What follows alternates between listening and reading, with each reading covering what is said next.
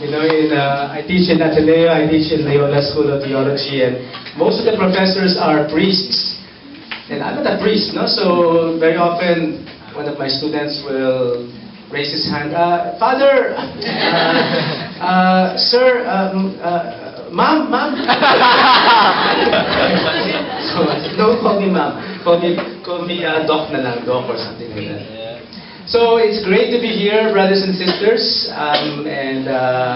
It's too bad that Abyong is not here, your highly esteemed branch leader. He's also a brother in the Servants of the Word. We live in the same house. So I'm not as good looking as Abyong, but I have more hair. Okay. So Abyong asked me to give a talk about the year of faith, no? And sabi nga ni Nar kanina, what's it all about, Alfie? No? So parang, what's it all about, and what does it have to do with us in Lingkod ng Panginoon? What does it have to do with us as Catholic Christians living here in the Philippines in the 21st century? Okay? So the year of faith began last year in October. It was officially started last October, and it's due to end by November of 2013 this year. So it's slightly longer than a year, and what the Pope would like, we have a Pope here, no? So what Pope would like us to do this year is to focus on our faith, okay? So I want to begin by beginning with the image of a door. Okay? I want to begin with the image of a door. The reason will become obvious later on. But let me ask a question. What does a door lead to? By the way, the people here, can you see the screen? Maybe not. What if I stand over here? Alright, better? Okay, so what does a door lead to? Now, if you step out of your front door, it can bring you out into the street and potentially into anything else in the whole wide world. No? Some of you have seen the movie The Hobbit, no? And Bilbo Baggins is a very homebound person. The last thing he wanted was to go out into the wide world. But one day, almost beyond his control, he was, in a way, pushed out. No? Of course, he chose to step out of the door. And once he stepped out of his comfortable house, then the whole world was in front of him. No? So, you step out of your front door and you can go practically anywhere in the world. A door can lead to unlimited places and limitless spaces. A door can lead to surprises. You open the door, you never know what's going to be behind that door. No? So a door can bring surprises, and a door remains simply a possibility if one does nothing about it. No? You see the door, and you say, ayoko yan. I don't want to have anything to do with that door. And so the door simply remains a possibility. But if you pass through the door, then the possible becomes actual. Okay? So the door is an invitation to adventure, you might say. A door is an invitation to surprise and to new possibilities for your life. It's a very powerful image. Very powerful image. So, many years ago, Pope John Paul II, at his inaugural Mass, he was elected Pope in 1978, and at his inaugural Mass, he said, "Be not afraid. Open wide the doors for Christ." In fact, he was telling, especially young people, don't be afraid. Don't be afraid of your future. Don't be afraid of what might happen to you. Don't be afraid of things that you don't know, because they might not happen. What is important is that Christ is with you. And therefore, open wide the doors for Christ. It's a very powerful image. So on the one hand, we are invited to pass through the door, because the door can lead us to wide open spaces in a whole new world for us. Or you can say, open the door of your heart and let Christ step into your life, and He will make the biggest difference in your life. So the door is a very powerful image.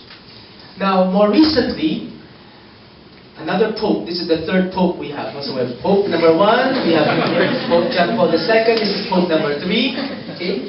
And so more recently, Pope Benedict XVI wrote, "The door of faith is always open for us, ushering us into the life of communion with God and offering entry into His church."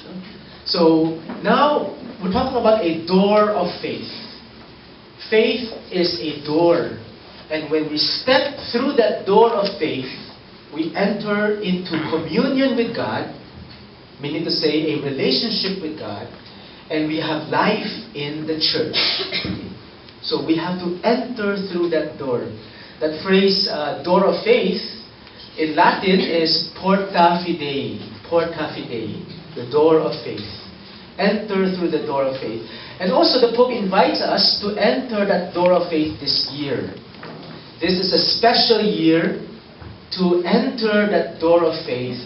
And not only ourselves. Okay? This is an invitation not only for you, but to bring as many people as you can, as the Lord brings to us, to bring them along, that we might enter that door together. I was very glad earlier, during our time of listening to prophecy, when one sister prophesied about evangelization. Okay? The call for us to evangelize is non-stop. And this year, the Pope wants us to bring more and more people to the Lord and to help them through that door of faith. Okay? Lingkod is one of the doors of faith. And we want to bring them to Christ through Lingkod. I believe with all my heart that Lingkod is a gift of the Lord to bring more young professionals to Him. So Lingkod can be seen as a door. And so bring them through that door so that they might encounter Jesus Christ through Lingkod. Why a year of faith? No? Now, of course, this is something that is perennial. This is not something only for now. No? As if by next year, laos na. Or by next year, it's meaningless, or it will become irrelevant by next year. Of course not. No? Conceivably, next year could be another year of faith, and we could talk about a decade of faith, a century of faith, a millennium of faith. Faith will always be important for us, because faith is what brings us into communion with God, into everlasting happiness with God. But let's focus on a year. It's a program. It's a special emphasis. It's a special, it's the accent for this year. We want to focus on faith. And why? Well, the Pope says, because of a profound crisis of faith that has affected many people. He uses the word crisis. Okay? And not just a profound, a massive crisis of faith. There is something going on in the world today where people are in great danger of losing their faith or of having no faith at all. There is a crisis of faith.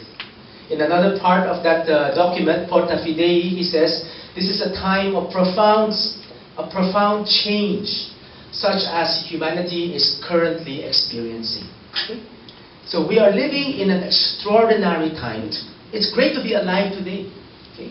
It's exciting to be alive in the 21st century. And there are so many possibilities ahead of us. Possibilities in technology, possibilities in entertainment, possibilities in employment, in career advancement, and in so many other things. But then there are also profound changes in the structure of society, in family life, in morality, okay? In faith.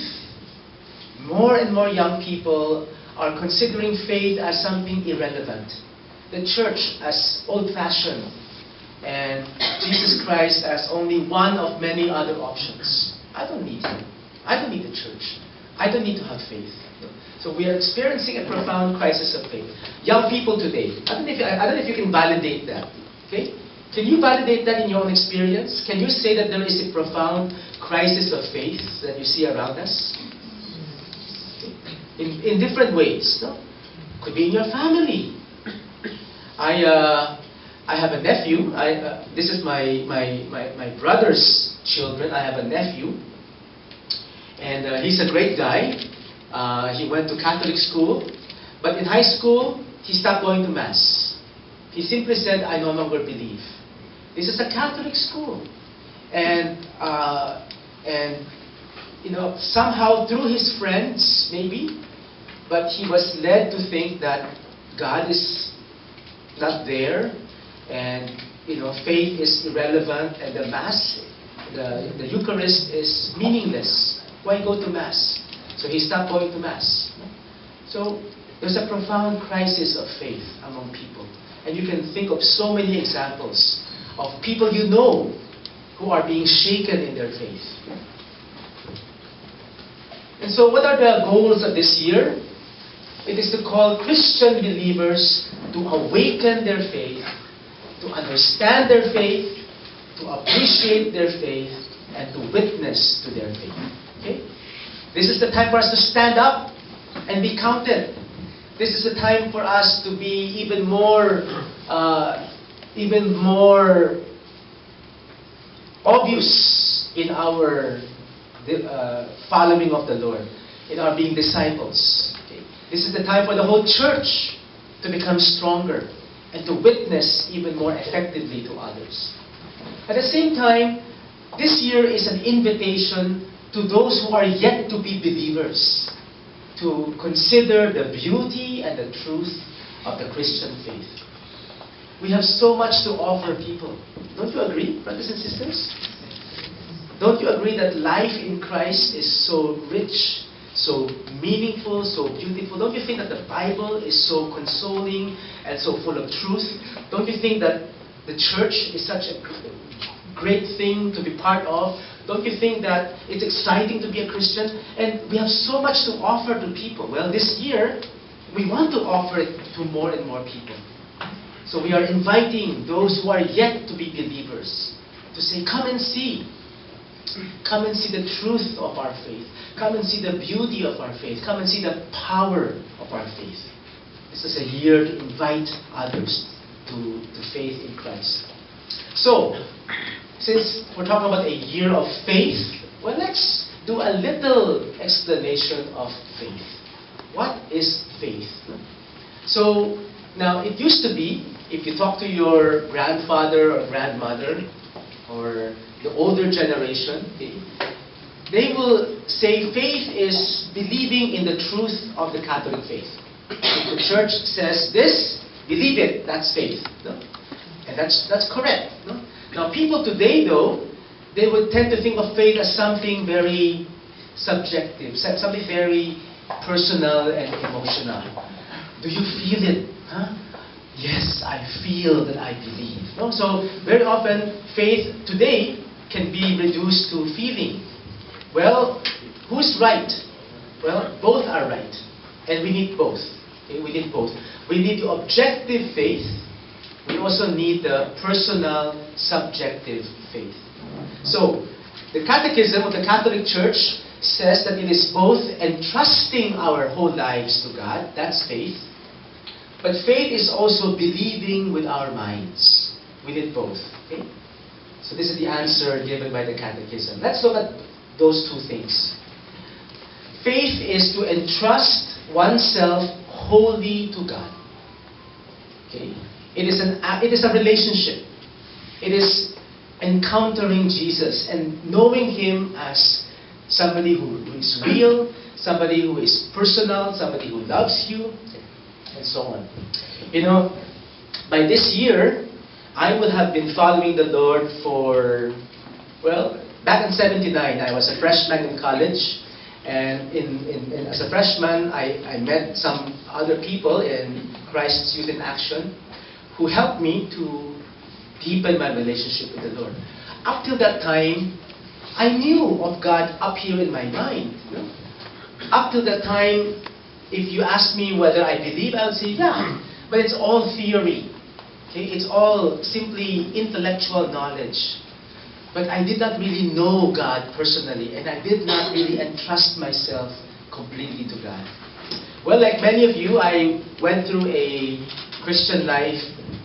How do you call it? CLS, no?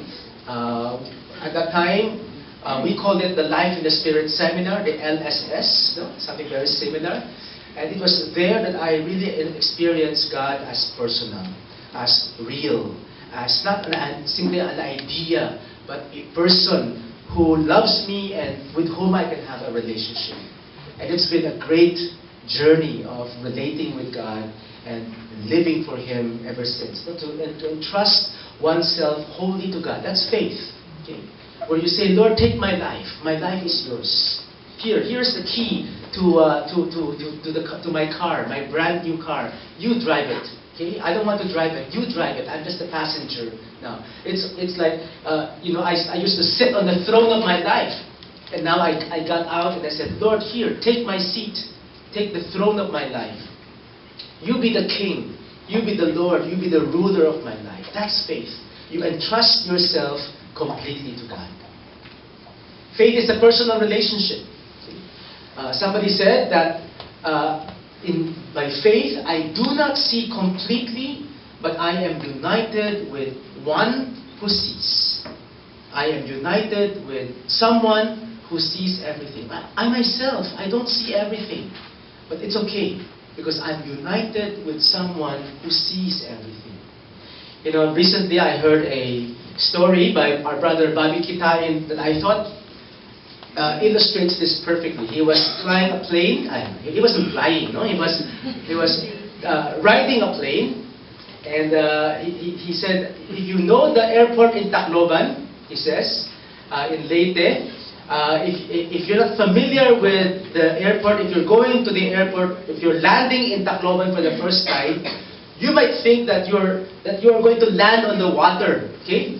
If you're simply kind of this first timer and you're looking out the window and saying, it's all water around me. Are we going to have a crash landing? Are we going to have a water landing? Okay?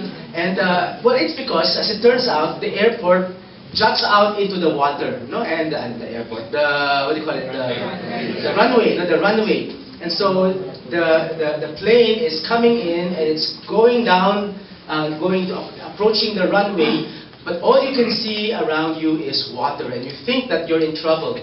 And then he had to remember that he does not see everything, but the pilot up front sees everything.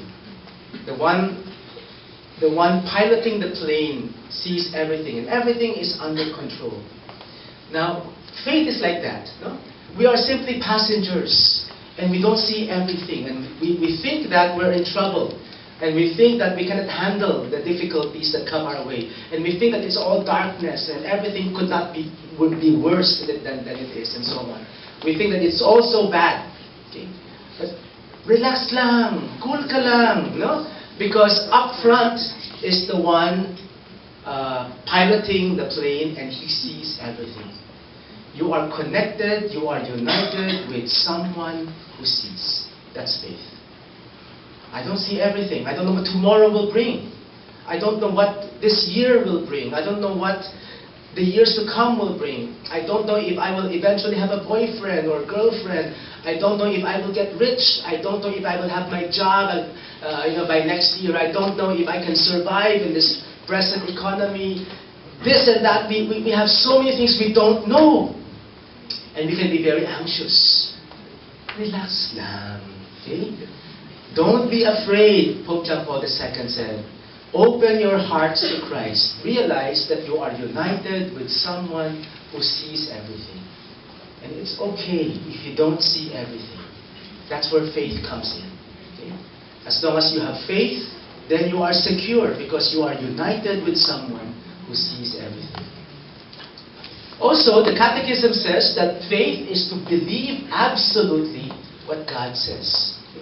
We have to believe with our minds. We have to assent. We have to say yes with our minds. Now, why is this important?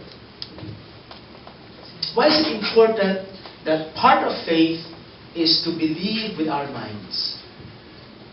Because that's part of being human. Okay? We're not puppets. We're not dumb animals. We are human beings with reason. And to have faith does not mean that you park your brain somewhere.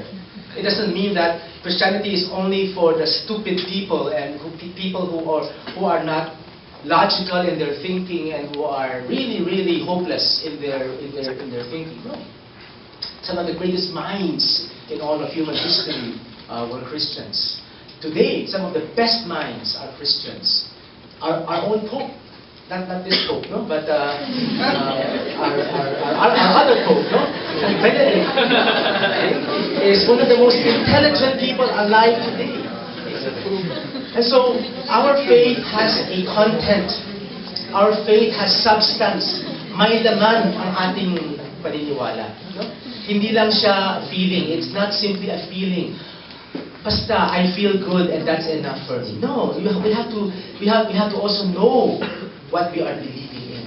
Okay? So we have to say yes with our minds. This year, we are asked to deepen our understanding of the truth. Okay?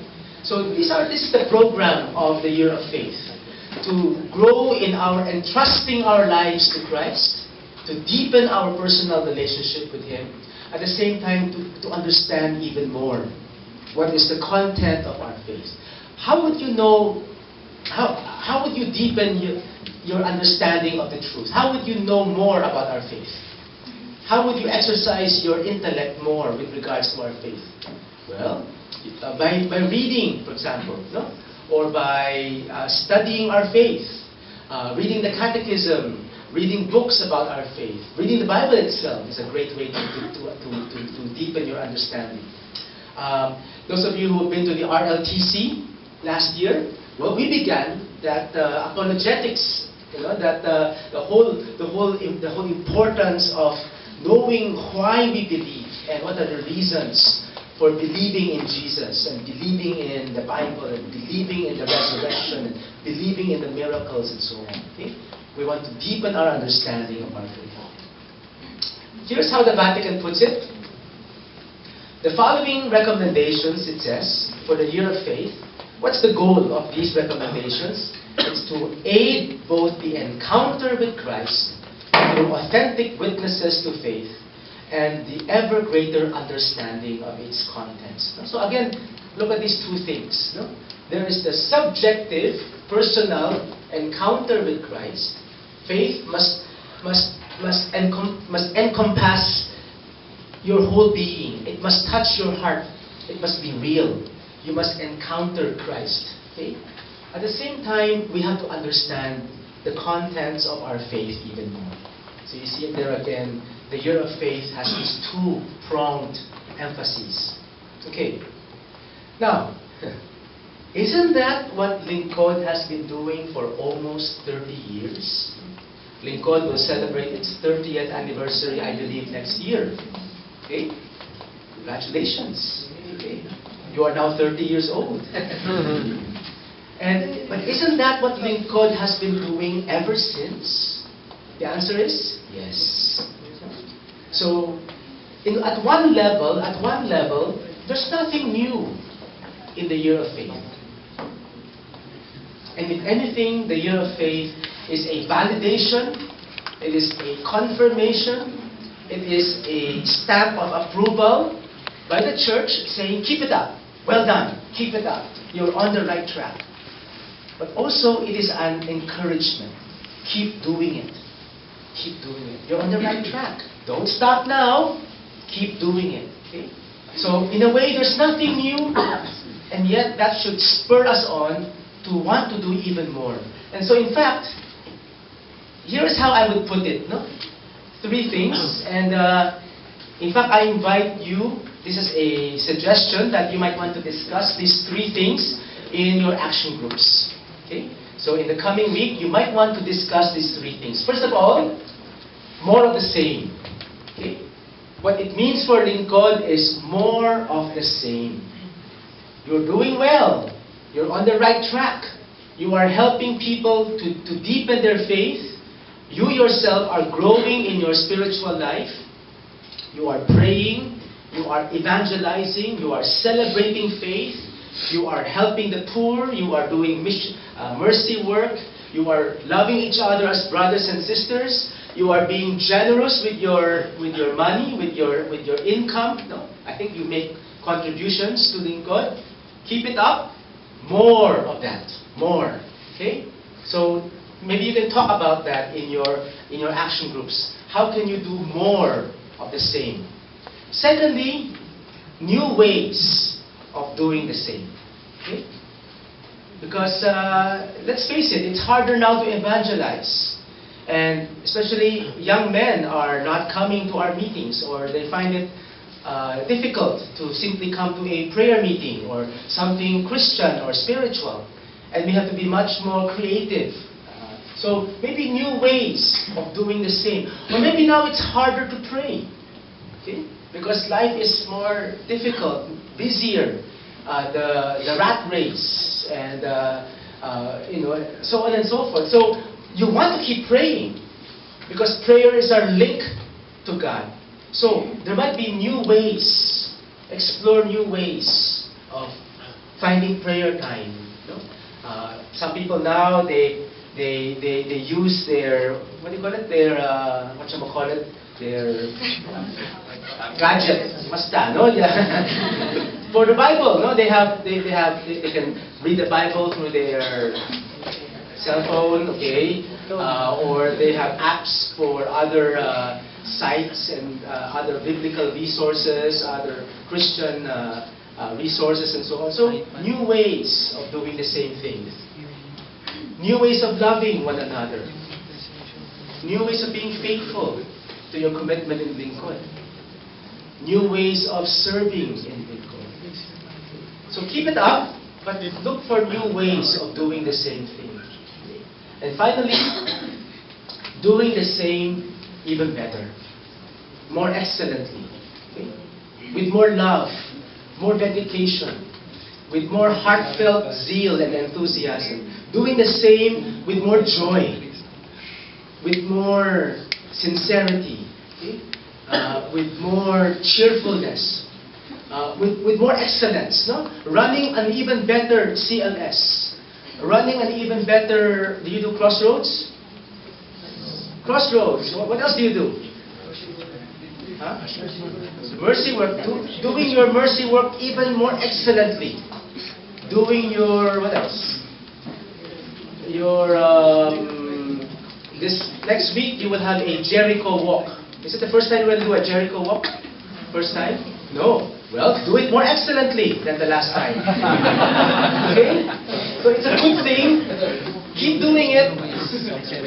Find new ways of doing it and do it even better. Doing it more excellently. I really think that these are the ways for God to respond to the year of faith. Can you see that? It's not something new.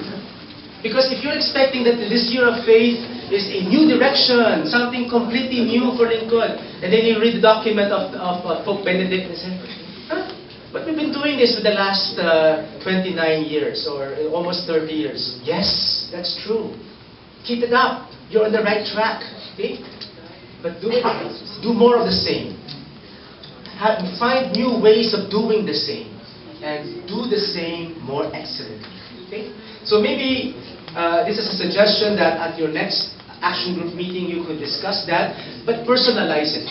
Okay? Not simply on the abstract level. Yeah, let's do that, let's do that, let's do that. No. You, what will you do? What more of the same will you do? What new ways of doing the same will you do? And what same thing will you do more excellently? Okay? So share about that in the action group level. That's my suggestion. Okay, to conclude, back to the door, okay, the image of the door. As I said, it's a very powerful image. By the way, earlier we sang the song Enter In. Okay? When we were singing that song, I was saying to myself, bagay na bagay, no? It's so appropriate for the theme tonight, Because when you say, enter in, I am free to enter in. But in His name, in His blood, in His Spirit, I come freely, I enter freely. What are you entering freely? A door. You are entering the door of faith freely. We have freedom, brothers and sisters, to enter that door. Okay, now another reason why it's a very powerful image is because it's also a biblical image. No? And here in Revelation chapter 3, verse 20, a very familiar passage, Jesus says, "Behold, I stand at the door and I knock. If anyone hears my voice and opens the door, I will come into him and eat with him and he with me." In Revelation chapter 3, verse 20, Jesus is not talking to unbelievers. He's not talking to people who don't believe in Him. He's talking to people who already believe in Him. And yet He's inviting them to open the door of their heart even more to Him. Because Jesus wants to have an even deeper relationship with us. In this particular group, we have we are at different stages in our relationship with God. Some of you are here for the first time. Okay? Brand new guests, first time. Never even, you never articulated that you really want to follow Christ and so on. Okay? Others have been following Christ for many years. As I said, I made an adult decision to follow Christ back in 1979. I was only 1 year old at that time. Please are counting. And others have been following the Lord, for 5 years, some of you? No? 7 years, maybe even 10 years and so on. It doesn't matter. It doesn't matter. Christ is saying to all of us, this year, but for the rest of our life, He says, open your door. There is always more.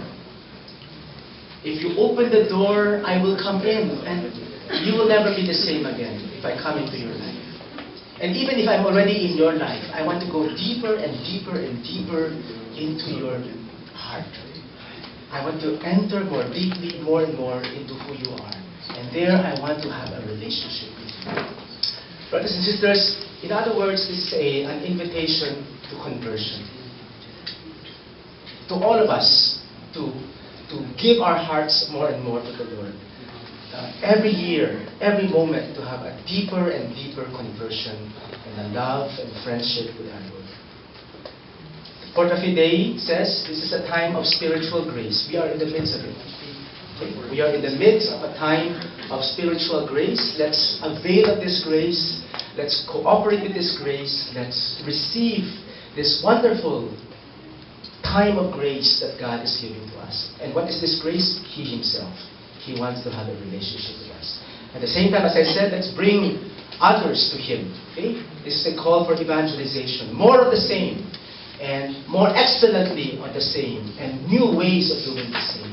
So let's use this year of grace to bring more and more people to the Lord. Finally, let me say, may we ask all real Christians to stand up, please. This is a time for us to make our faith even more vocal, even more real, even more obvious. You didn't understand.